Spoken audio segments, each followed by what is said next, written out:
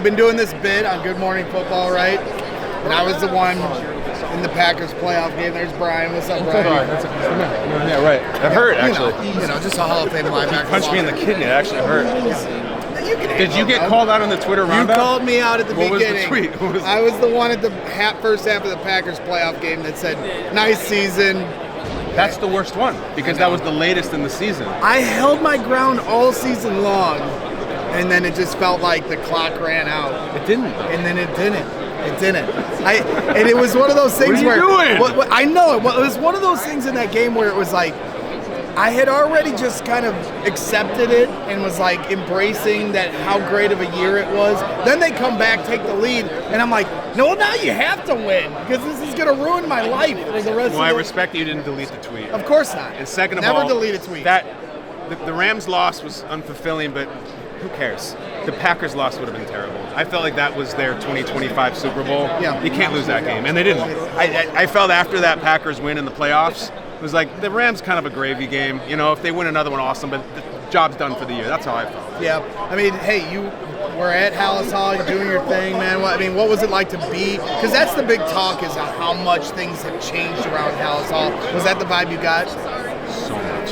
I've been there for years. I've sat with Trubisky. I've sat with Fields. I've sat with Nagy. I've sat with Eberflus in the same office. It's kind of creepy and morbid. You go into the same head coach's office, you sit down with the coach, and then you go in there, the coach is gone. I go to talk with Caleb.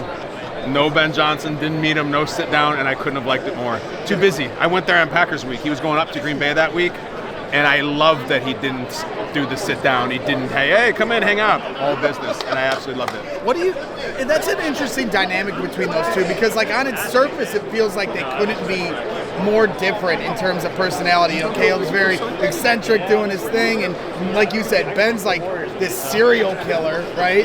And then he's ripping his shirt off. So, like, what do you think is the common denominator between those two that made it work the way it did here? That's a good question. Look at you. You're going for like a Pulitzer. That's an incredible question. We have a journalist here. That was look, when I was a little kid, there was a coach and a quarterback named Dickon McMahon. I mean, like, we see this all the time. I actually get a little worried when the coach and quarterback are exactly alike, because then who's the other voice in the room? Like, Ben Johnson, I don't think messes like Caleb does. I don't think Caleb acts like Ben Johnson does. So I think it could have been a disaster. Right. Like, they could have been like, oh, I hate this guy. I don't want to be in the same room with him. But it's not. Because Caleb's thoughtful and sensitive, and so is the coach. So final one, because I know you're really busy. I appreciate your time. But a lot of naysayers, all the rival fans around the league, they say, well, this can't be duplicated. You can't do this again. All these comeback wins. Obviously, you were giving a lot of crap to the Bears doubters, but what would you say to the doubters that aren't Bears fans that think that they can't do all these comebacks and can't have this magic? Iceman isn't going to be able to perform these miracles going forward. I'm so sorry that comfortable time where the Bears always sucked is over now. I'm so sorry that the Bears are no longer yours to kick around. It's comfortable like a warm blanket that they suck and the quarterback suck. I'm just so sorry. You're freezing out in the street now, and you know what? You ain't seen nothing yet. This man always kills it. Kyle Brandt, Good Morning Football. Great job. Appreciate you. Come on. Yes, sir. Yes, sir. Thank you. CHGO. See you guys.